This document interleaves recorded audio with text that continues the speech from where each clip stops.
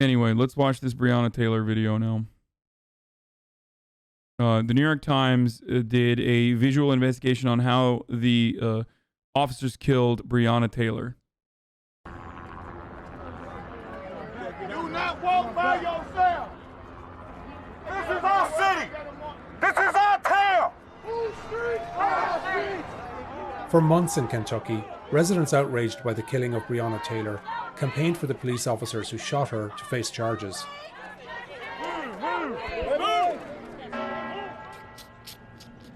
Commonwealth of Kentucky versus Brett Hankerson.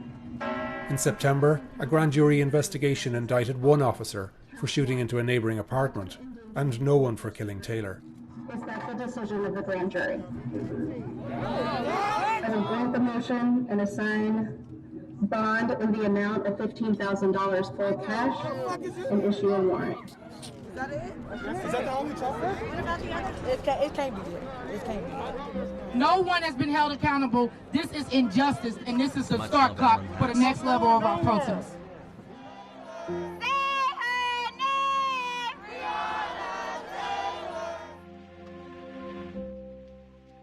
What happened in the final minutes of Breonna Taylor's life?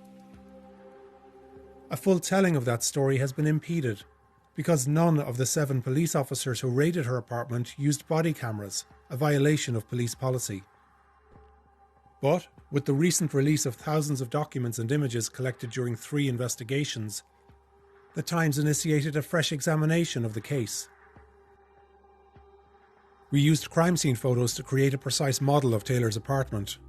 We forensically mapped out and retraced the first bullet fired by Taylor's boyfriend and the 32 bullets that police... Dude, don't you love it when all the homies just forget to turn on their body cameras or just don't wear them when you're doing a fucking no-knock raid?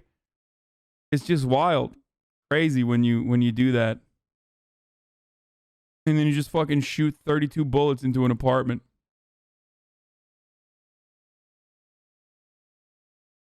This is important to recognize. Like, exactly how much the damage is or what the damage looks like. Police shot in return, through windows, walls and ceilings. Using interviews officers gave to investigators, we charted their movements as they carried out the raid. And we analysed hours of 911 calls, grand jury proceedings, and footage by the SWAT team that arrived after the shooting. Man, can you hear us? Members of the grand jury have accused Kentucky's Attorney General, Daniel Cameron, of shielding the officers involved from homicide charges. Our investigation found that Mattingly... Piece of shit. Mitch McConnell's fucking little bitch boy, dude. Scumbag who deliberately fucking misinformed the grand jury in order not to get an indictment. And it was so unprecedented. The grand jury was like, what the fuck? We want like everyone to know exactly the details that Daniel Cameron told us. and Cosgrove were justified in their use of force. Scumbag. Boom, Motherfucking scumbag. A dog. Sergeant Mattingly may have been justified in returning fire when he's fired upon, but our new analysis paints a more complicated picture. Add insult to fucking injury. Literally brought up Breonna Taylor's name in his overall argument about how Donald Trump's not fucking racist. Literally brought up Breonna Taylor's name a week prior to that action. Remember that. He went to the RNC, was a talker, was one of the speakers of the RNC, and literally had the gall, the audacity to bring up Breonna Taylor's fucking name, dude. Piece of shit. Picture about how this raid was compromised from beginning to end.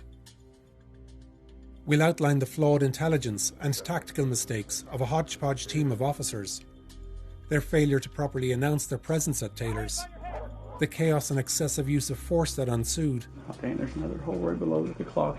And we'll explore the damning analysis of an experienced SWAT commander who was called to the scene after the shooting. We just got the feeling that night that something really bad happened. The focus of the police investigation on March 13th is not Taylor's apartment, but properties 10 miles away in West Louisville. Local Metro Police. Hands behind your back, boss. We're executing a search warrant. Come out. Where dozens of SWAT and police officers arrest an ex-boyfriend of Taylor's and his associates, and seize evidence including drugs. These officers are wearing their body cameras, and they carry out the raid safely and without incident. What the SWAT team doesn't know is that at this time, a hastily assembled team of narcotics officers is about to raid Taylor's home across town. They suspect her ex-boyfriend keeps cash or drugs there, but their intel is poor. They don't know she has a new boyfriend, and they think she lives alone. When 7 officers begin the raid at 12:40 a.m, they notice the lights are off, except for the flicker of a TV in a bedroom. The light on the bedroom, the TV. I remember seeing it lit up blue when we pulled up. Suggesting they know where Taylor is. In less than 3 minutes, she would be fatally shot. Inside, Taylor had dozed off while watching a movie with her boyfriend, Kenneth Walker. Adjacent is the bedroom of Taylor's sister, but she's not home. A hallway from the bedrooms leads to a living area, and the apartment's entrance is in this breezeway. The only light is this lamp opposite her door, where now the police begin to stack. In this reconstruction, we hear the official testimonies given by the 2 officers nearest the door, Mattingly and Nobles, Cosgrove, who's providing cover, and Hoover and Hankinson beside them. And we'll hear from neighbours and Kenneth Walker, who was interviewed by police right after the shooting. When we all got up in line, I knocked on the door, banged on it. Just as Mattingly begins to knock, a man emerges from the apartment directly above. He doesn't live there, but is picking up his child after finishing work. The door right there, that's why the babysitter lives. So I came to pick up my little girl. A squabble with Detective Brett Hankinson ensues, and already the team seems on edge. I remember Brett extending his gun saying, "Get back in your apartment, get back in your apartment." Brett was a little bit worked up. I remember looking at Brett saying, "Brett, relax. Brett, just relax, relax." The man retreats inside. The police are supposed to be conducting a knock and announce raid, but that's not what Mattingly says happens at first. We didn't announce the first couple because our intent was to give her plenty of time to come to the door. Inside, Taylor wakes up. So it's a loud bang at the door. She pops up out of sleep and scared her to death. Me too. Like, who is that? Banged on the door, no response. Banged on it again, no response. At that point, we started announcing ourselves. Whether the police announce themselves clearly enough is a critical issue in this story that we'll return to later on. Not knowing who's at the door this late, Walker grabs his licensed handgun. Another knock at the door. She's like, "Who is it?" Loud at the top of her lungs. No response. So I'm like, what the heck? They rush to... Remember, 12 witnesses said, well, technically it was originally 11 out of 12, and then 12 out of 12 witnesses said that the police did not announce themselves. Okay? 12 out of 12 witnesses said that the cops did not announce themselves. One witness originally said, I think they announced themselves, and then later went back and changed his testimony.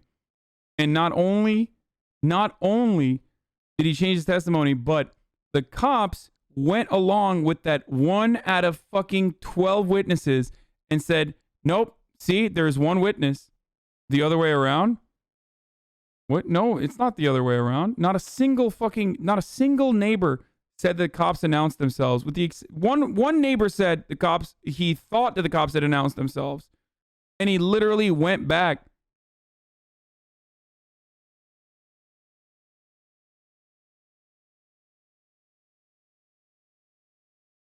And that was enough for the police and the defenders, the police violence defenders, to literally say, oh, well, it doesn't matter. One witness said that they did actually no, it's the other way around in regards to the order of this testimony. In the order of his testimony, what?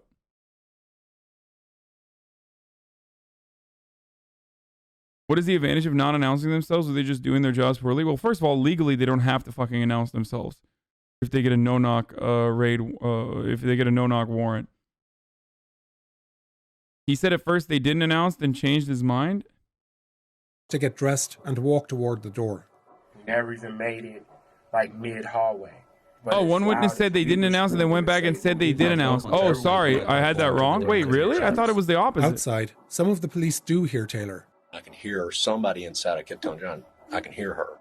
But after knocking and waiting for around 45 seconds, they decided they've given her enough time to respond and rammed the door open. The last time, I just said, let's just hit it. And that's when we did the, police search warrant. We'll show here what the police and Walker describe seeing next.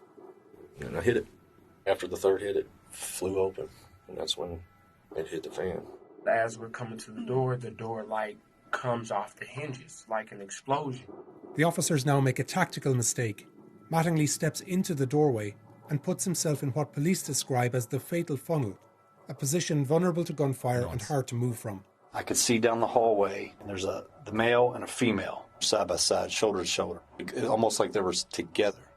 The apartment is lit only by the breezeway light that's coming from behind Mattingly and the faint glare of the TV in Taylor's bedroom. You can't see anybody, though. It was dark. There was no lights.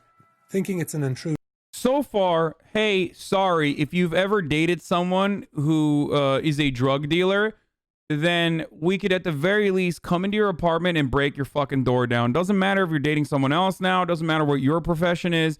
None of that matters. So far, we all know how the story ends. But so far, the justification up to this point is literally if you ever have dated a fucking drug dealer, we can just break your door down in the middle of the fucking night and like come into your fucking house with guns. Walker aims low, shoots once, and hits Mattingly in the thigh. I feel like I aimed down because I wasn't, of course, I don't need to kill anybody. So I just let off one shot. Mattingly immediately returns fire. I got 4 rounds off, and it was like boom, boom, boom, boom, boom. Then all of a sudden there's a whole lot of shots. Mattingly fires 2 more rounds when he falls and takes cover. Almost at the same time, Cosgrove moves in and fires, stepping on Mattingly in the process. He has now also put himself in the fatal funnel, and although he's shooting, he appears to have no idea what's happening. I see blinding, vivid, white light and blackness at the same time. I don't hear any gunfire at all, ever. And I did not have any pain sensation or any recollection that I'm firing. He continues shooting blindly until he runs out of ammunition, a total of 16 rounds. If you told me I didn't fire a gun, I'd be like, okay, I believe you. Bro, that is fucking bullshit, dude. That is fucking bullshit, dude. Like, come the fuck on. Even that alone is like, if your job is so fucking serious as to like your regular fucking job could end up with the life with taking another person's life, then you can't say something like that. Then you should be fired immediately. Okay? Even at the very least you get fired immediately and probably face criminal repercussions. Like, you have to. This is nuts. In response to Walker's shot, Mattingly and Cosgrove together fire 4 shots into a chair, cupboards, and a stove in the kitchen. 2 bullets go into the ceiling and pass through the living room in the apartment above, where the man, his 2-year-old daughter, and babysitter waited. 3 more shots go into the living room wall to the right. And the officers fire 13 rounds down the hallway where Taylor and Walker stood. Like, what are you fucking thinking, dude? Let's say that there's a drug dealer in there. Let's say there's a drug dealer in there with a gun. What the fuck are you thinking? Back away, build a fucking police cordon, evacuate all the fucking people that are in the apartment above and around. Like, that's not what you're supposed to fucking do. You're not supposed to be like, oh, it's time to fucking shoot. Let's do it. Like a goddamn stormtrooper, dude. Armchair cop. I mean, dude, it's fucking bullshit that me talking about what regular police practices are and should be and are literally written is armchair policing.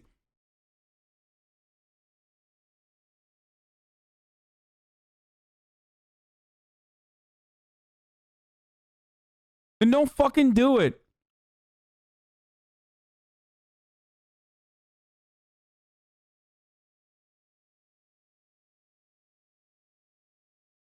Like, did you miss the part where he literally talked about how they fired 2 shots into the fucking ceiling where the dude that they just talked to upstairs and that dude's fucking 2-year-old lives and the the babysitter lives?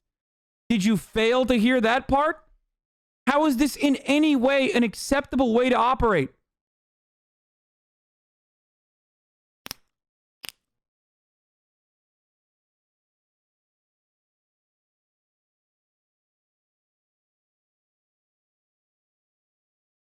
the living room in the apartment above, where the man, his 2-year-old daughter and babysitter waited.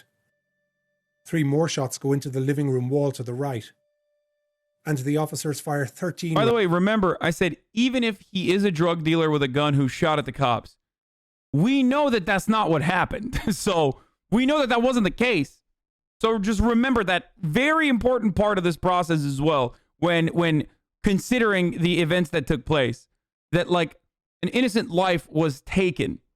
Okay? An innocent life was taken in her own fucking apartment. Rounds down the hallway where Taylor and Walker stood. Taylor is shot 6 times on both sides of her body, in the abdomen and chest, her arm and leg, and twice in her foot. In all, these 2 officers fired 22 rounds in less than a minute. An FBI ballistics report found that both of them shot Taylor, and that one of the 16 rounds Cosgrove fired was the lethal bullet. We both dropped to the ground, but I just hear her screaming, and... Thinking they're under attack, some of the officers flee when they hear a pause in shooting. There was a little bitty moment of no shots. I was like, here's the time to go, and then it all started up again. We don't know the precise sequence of events, but Detective Hankinson runs to the front. I can hear the firing as I'm making the corner. I can see the flashes, the muzzle flashes. But the only ones shooting are police. Even though all the curtains are drawn, Hankinson blindly fires 5 bullets through the patio windows. My only option was to return fire, and I did that to the muzzle flashes. He moves and fires 5 more rounds through the bedroom window of Taylor's sister, who isn't home. 2 bullets fly over Walker and Taylor, but none hits them. The bullets that go into the living area pass over Taylor's sofa and kitchen table and smash her clock. 3 penetrate the wall and enter her neighbour's apartment. Those bullets also smash the kitchen table, hit a wall, and shatter the patio doors at the rear. A pregnant woman, her son and partner were home. Hankinson has been charged with wantonly endangering their lives. In total, the police fire 32 bullets, penetrating almost every room in Taylor's apartment. They hit saucepans, cereal boxes, and smash into her shower. They puncture shoes, shatter cleaning equipment, and land in her sister's clothing. And 3 minutes after police came to search her home, a fatally wounded Taylor is lying on the ground. I'm just panicking and I'm telling somebody, I'm yelling help because she's right here bleeding and nobody's coming, and I'm just confused and scared, and I feel the same right now. That's it. Months later, when Attorney General Daniel Cameron presented the charges against Hankinson and said that Mattingly and Cosgrove's actions were justified, he emphasised that police did properly announce themselves. Evidence shows that all lie. Officers both knocked and announced their presence at the apartment. But actually, the evidence is far from clear. In 911 calls immediately after the shooting, Taylor's neighbours don't know police are carrying out a raid. Please get a police out here. They are shooting bad. Something's going on next door, and there's bullet holes all the way through the wall. It's so weird that these apartments that literally are connected by basically paper-thin fucking walls where you can hear your neighbor fucking or sneezing loudly, these neighbors just simply did not hear cops announce themselves and only heard gunshots. Very strange. Very strange. They must all be in on it. They must all be in on it to, save their black friend who got murdered by the cops, even though she probably deserved it, right? Like that's what your argument has to be. If you're defending what the fuck happened, the events that took place that night. Like, you have to be thinking that, like, all of these people are literally all in on it. And in that moment of action, they fucking all rush to say, we don't know if there's cops here. Can you please bring cops? Our glass. I have a 5-year-old in here, so something needs to be explained to me. And in statements police took afterwards, none of Taylor's neighbours heard the officers announce. This apartment's patio door was open. I mean, I was completely unaware that it was cops. Two teenagers in this apartment heard a commotion, but didn't hear police announce through their open window, their mom said. They told me that nothing was said, that they just beat on the door. I said, so y'all don't know if it was them? She was like, they didn't say nothing. They just beat on the door. And the family... Again, I guess hive mind, right? Hive mind. They, in that moment of action, they hear fucking gunshots, and yet they still, in that moment of action, are thinking, you know, how do we defend the people that are being shot at? Or maybe the cops didn't literally fucking announce themselves. Who knows? Family who lived directly above Taylor also heard nothing. No, they did not have body cams. Before the gunshots come out, did you hear anything? Conversations or anything like that? People talking? No. In their statements and in interviews with The Times, over a dozen neighbours say they did not hear the police. Attorney General Cameron's assertion rests on the accounts of police officers and a single witness, Aaron Sarpy, the man collecting his daughter that night and who saw the police when he came outside.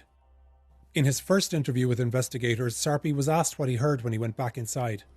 Did you ever hear anyone identify themselves as police? No, nobody identified themselves.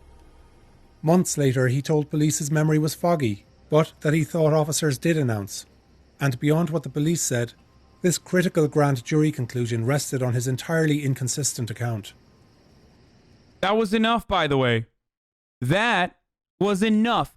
12 witnesses.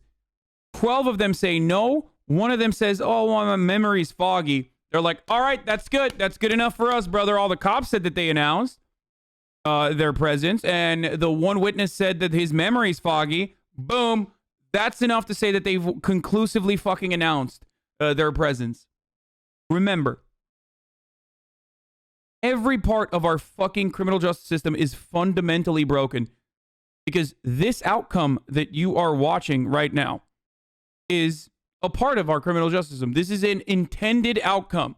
The carelessness in which we treat black bodies, the carelessness in which we treat poor people in general, okay, is absolutely a part of the criminal justice system. It's built into the fucking system.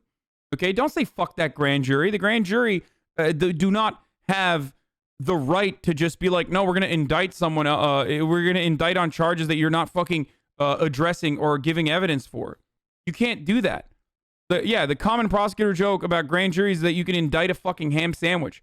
So if the prosecutor in that circumstance, or, Attorney General Daniel Cameron in that circumstance, literally, purposely obfuscated and purposely did not bring additional evidence so that it was impossible to fucking indict the murderers of Breonna Taylor. That was on purpose. That was a fuck you. There wasn't enough proof either way? What? What do you mean there wasn't enough proof either way? A person is murdered. We know that the raid is operated on fucking faulty and inconclusive evidence. We know that the fucking evidence was wrong now because we have the benefit of hindsight. And a fundamental part of like criminal negligence in this circumstance revolves around whether the police announce themselves or not. And if 12 witnesses say that the cops did not fucking announce their presence, he said, she said, that's not proof? Wait, what do you mean he said, she said, that's not proof? How do you think witnesses work, brother? What the fuck? Not only do they have witnesses, they have literally in the moment testimony. Well, oh, no. Where is it?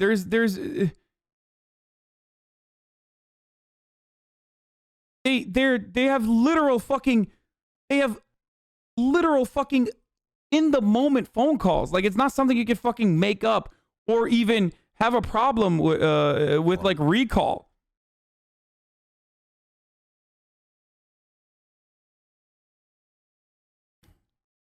If there's not a recording, how can you prove anything conclusively?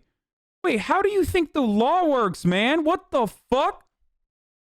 Oh no, he's actually brain dead. Oh no. I mean, should I ban him? Because I feel like that's... Oh, dude, I didn't realize that the only way that you can convict someone of a crime is if there's like literal visual photographic evidence of the crime being committed. How do you know that it's not a fucking deep fake then? How do you even know? How would you ever know that it's not a deep fake? You can never prove anything conclusively without, deduction or without both testimony, forensic evidence. You just would never be able to do that. Yeah. I'm just going to start asking people, like, why do you love pedophiles? Why do you love pedophiles? The only way to conclusively fucking convict people of doing pedophilia is if they literally have video footage of it. There's no other way to do it. Sorry. Why do you love pedophiles and want pedophiles to roam free? Yeah. And then I can double down by being like, give me evidence, disprove that you are not a pedophile. And secondly, that's going to be my follow-up. Keep streaming hot stuff. Love it.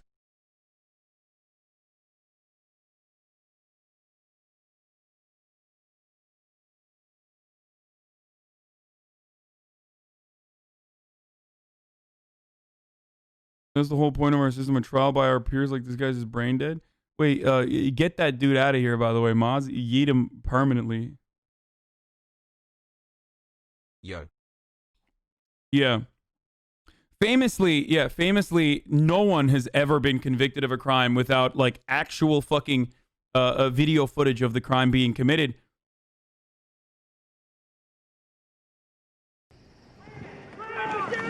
Okay, hold on. This might be this is like the part where the body camera. After the raid, the scene outside is chaos. Yeah, there's blood here. Officers sorry. tend to Mattingly, but an ambulance that had been staging nearby is nowhere to be found. Fuck is EMS? They're 2 minutes away. Somebody give me the radio with SWAT on it. They radio the SWAT officers across town, EMS on Springfield. who are surprised by the call. Where's Springfield? They're requesting armor down there. We're gonna go ahead and take it. Let's go, let's go, let's go. They head for Taylor's address. It's an apartment. I didn't know they were in that tonight. I knew it was part of the investigation. As SWAT arrives, close to 40 police vehicles are already at the scene. Banned for being right. Some guy thought the cops might do cop stuff and avoid a conviction in typical fashion. Ban that guy. I wish he was wrong. What? Classic misinterpreting chatter is my favorite segment. What?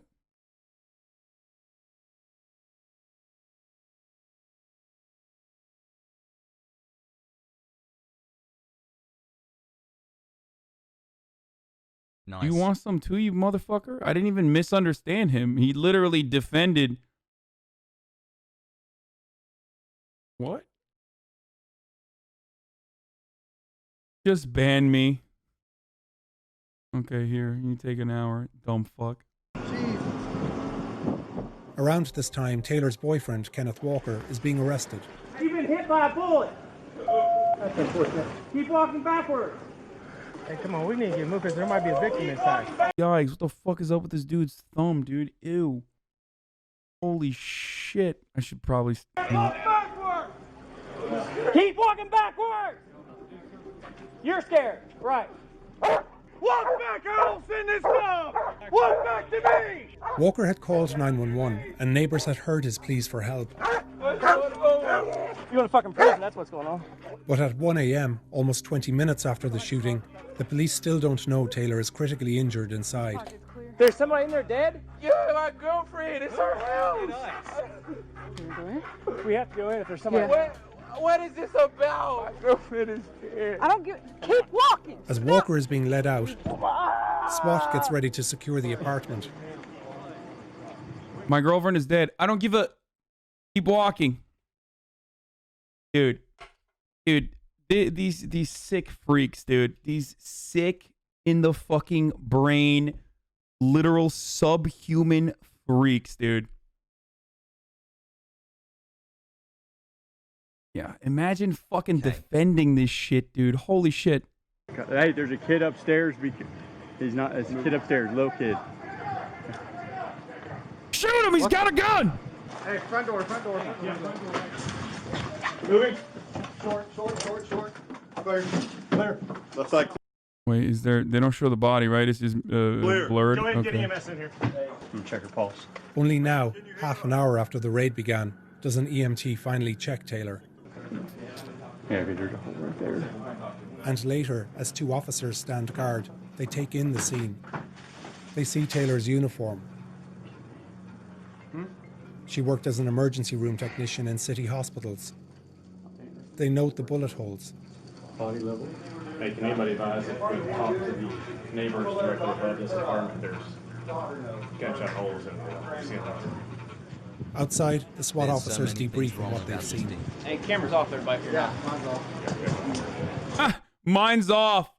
Oh, sick, dude. Yeah. Hey, brother. We gotta talk about what events that took place here. You better take your fucking. Better turn your camera off, brother. Oh, hey, don't worry. Mine is off.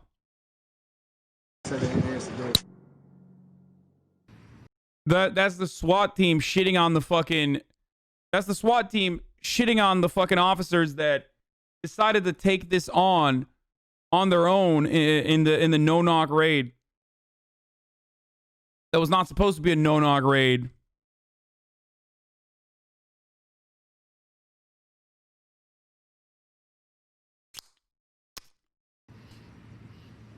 The SWAT commander who was called to Taylor's home after the raid was later interviewed by investigators. We just got the feeling that night that something really bad happened. Dale Massey, a 20-year police veteran, was highly critical of what unfolded. By the way, of course they fucking straight up admit that cops turn their cameras off. Yeah, of course. They do it all the time. What, you think it's a fucking coincidence that, like, so many of these incidents occur when the cameras are off? No, they fucking know, dude. Of course. Of course. Of course. Bad happened. Dale Massey, a 20-year police veteran, was highly critical of what unfolded. He said there was no coordination with SWAT. We had no idea they were going to be at that apartment that night. I would have advised them 100% not to do it. And that executing another warrant at the same time may have compromised Taylor's safety. We treat safety very important, right? So, like, simultaneous warrants, bad business. Narcotics. Yeah, right, dude. I mean, listen, even the fucking SWAT guys that are using this as an opportunity to be like, yeah, we're so much better than the other dudes there. Like, first of all, a lot of the people that are in the people that are doing SWAT are still like regular fucking cops. Maybe some of them have additional training and shit. Yes, but like it's the same shit, and they themselves often engage in brutal acts as well. They're part of the same fucking organization. It's bullshit for them to be like, oh yeah, these the other cops fucked up, not us. Officers testified that they didn't know Taylor had a new boyfriend, that her sister lived there, or that her 2-year-old niece regularly stayed. Massey said the department had a history of poor intelligence gathering. Back in the day, we would take a lot of detective information and take it as golden. Not anymore, because so often there's no kids, there's no dogs, we're told, there's kids and dogs. So we have an exhaustive recon process that we go. Yeah, they find out in the exhaustive recon process if there's dogs, so they can bring the dog killers. You know, make sure that the unit has a designated dog murderer, so that at least they get one fucking kill, even if they're like arresting the person. I don't know, for like whatever the fuck they've decided to arrest the person over, like I don't know, selling dime bags or some shit. At least they killed the dog in the process while they're breaking down the door. He said standing in the doorway, the fatal funnel, as Mattingly and Cosgrove had, was a tactical mistake. Is it practical, or is it even common for 3 people to be in what we consider? These cops handled the situation terribly, but when you break the law and then shoot at police officers, the dude didn't break the law, you fucking moron. You absolute brain-dead, delusional fucking moron. Why do you have 0 brain cells? Why is your brain literally the smoothest brain on the fucking planet? If people that you do not know who they are literally come barging down your fucking door and you have a gun, why the fuck do you have a gun to begin with? Like, why is there ever a fucking reason to have a gun? Why is there ever a reason to ever have a weapon if it's not literally to fucking defend your home? That is the one instance where it is appropriate and acceptable and justifiable to use a fucking gun. Okay? That dude did not break the law, you fucking moron. People broke into his goddamn house unannounced in the middle of the goddamn night.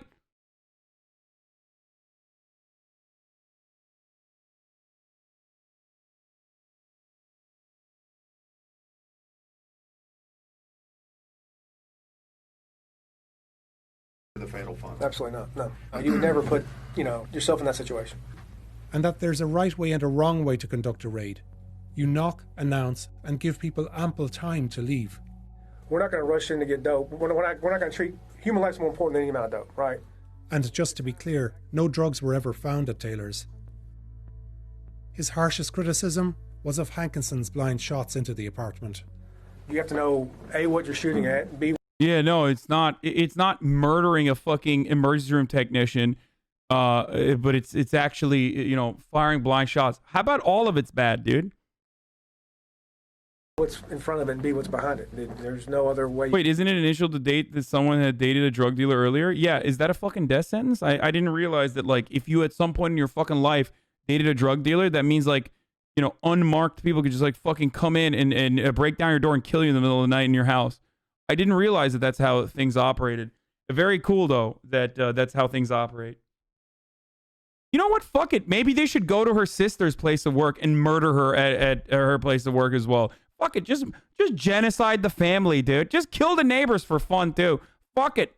While we're at it. How does that work?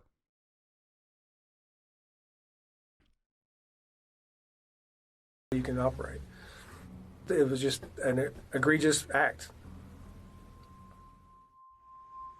He might be there, though. Who cares? Even if he is there, even if they're still dating, which they weren't. But even if they are, and he's still there, and he's still dealing drugs, and he has a gun. None of it justifies the actions of the police. You do not understand. Even if he is literally there, even if he's a drug dealer and he says, I'm a drug dealer. Fog. And I have a gun. You don't fucking go gung-ho John Woo style blasting 32 bullets into a fucking apartment with like numerous apartments connected to that one. Are you fucking psychotic? Saying the homeowner broke the law. The cops didn't directly say that they were cops from the county, and they didn't even tell the homeowner to make himself and his location. Didn't the boyfriend shoot first? They should be charged with manslaughter, but are they supposed to just eat bullets? Yeah.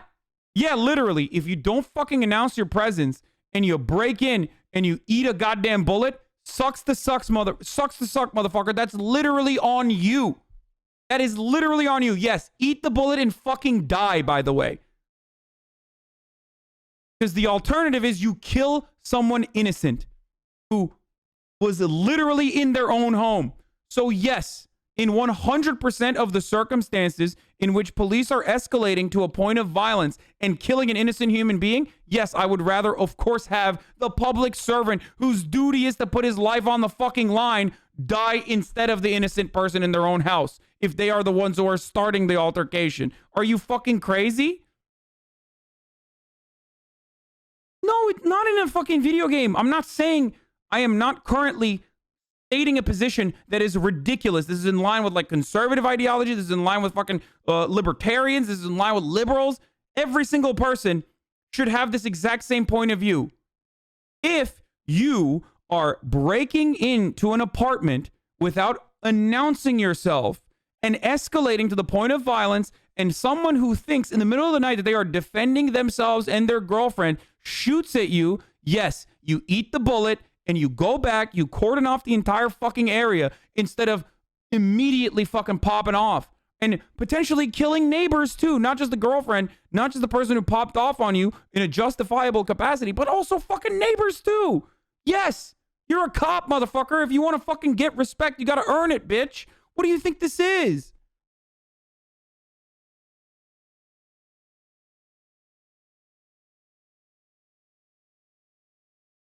What happened? I thought the NRA was on board with like Amber Geiger potentially getting fucking executed. Botham Jean, the only problem that Botham Jean had in Dallas was that he didn't have a gun to defend himself, right? I thought that was the case, right? Turns out, nope, never mind. We literally have an instance where someone shoots at people who broke into their fucking home, but because they're cops, no, then it's not allowed. What the fuck happened? Why is no one defending this in the same way that they claimed that they would have defended Botham Jean when he got executed by Amber Geiger? Huh? Get the fuck out of here, dude. You can try to find as many hypotheticals as you want. Oh.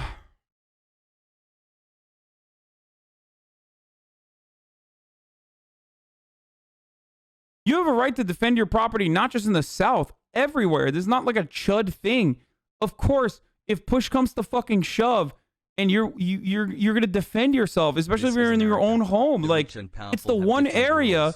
It's the one area where you should be able to defend your fucking self.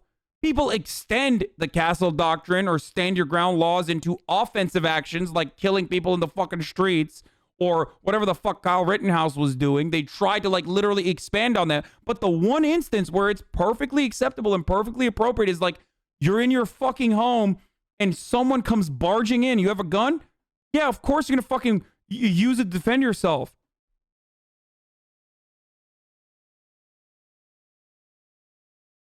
Bingus bongus bungus bingus bongus bungus bingus bongus bungus bingus bongus bungus bingus bongus bungus bingus bongus bungus.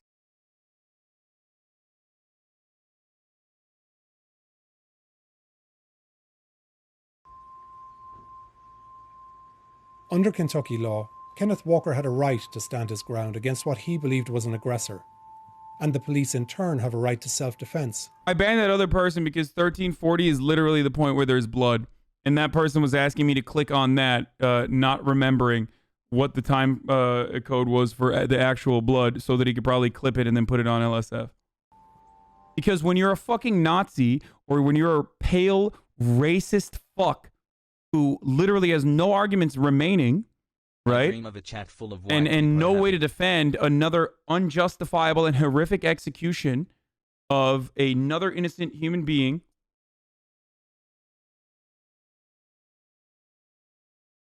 That's the point they get to. But in this analysis, the killing of Breonna Taylor resulted from poor planning, compounded by reckless execution. Louisville has instituted police reforms, and Taylor's family received a substantial settlement. But the case isn't closed. Investigations and lawsuits are ongoing, and 9 months after Taylor was killed, her family is seeking a fresh inquiry into the officers involved. Now, the reason why people get fucking mad at this, like, oh, never mind. I think that dude wasn't trolling. Okay, wait. Unban that person. No. This is an important part. Fuck. That wasn't the fucking TOS blood part. No, I know what part this is. I went back and looked at it. It's the part where he says like, oh, he didn't get shot. I think it's the part where the cop literally says, oh, he didn't get shot. Like, oh, that's too bad. Being arrested. You've been hit by a bullet. That's unfortunate. Keep walking. Yeah, exactly. No, it's literally when he goes, have you been hit by a bullet? Taylor's boyfriend, Kenneth Walker, is being arrested. You've been hit by a bullet. That's unfortunate. Keep walking. That's unfortunate. Okay, we unbanned him immediately. Shut the fuck up. Law school grad here, completely on point on this stuff. It's fucking ridiculous. Like, it's ridiculous. Anyway,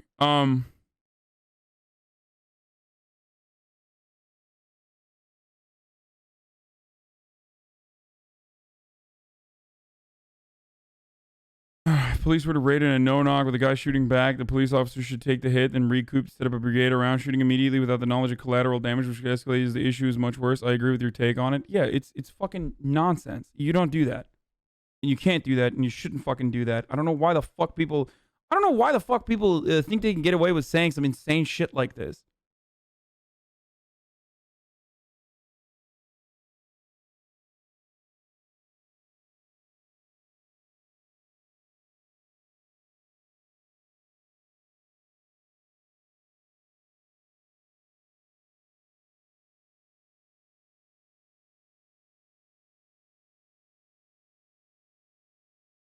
Love you, Hassan. Hope A you're burglar having a good breaks day. into my house and I shoot at them. The burglar shoots back and it kills me. The burglar is justified because I shot first. That's the logic these fucking bootlickers are using. Oh, that seems very similar to the logic that some other people have used to justify the Kyle Rittenhouse murders as well.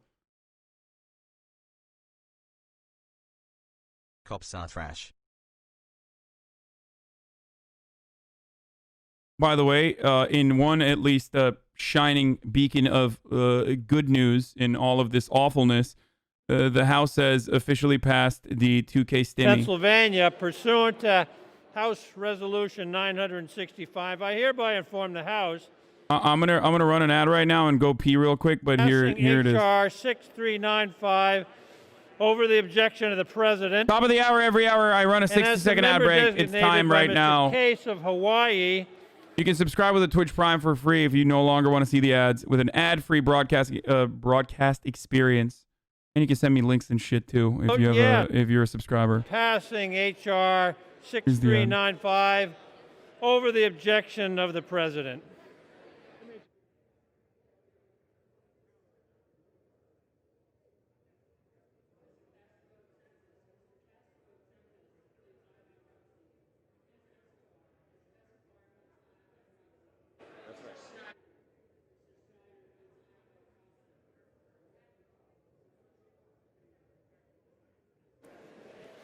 For what purpose does the gentleman from Connecticut seek recognition? Thank you, Mr. Speaker. Mr. Speaker, as the member designated by Ms.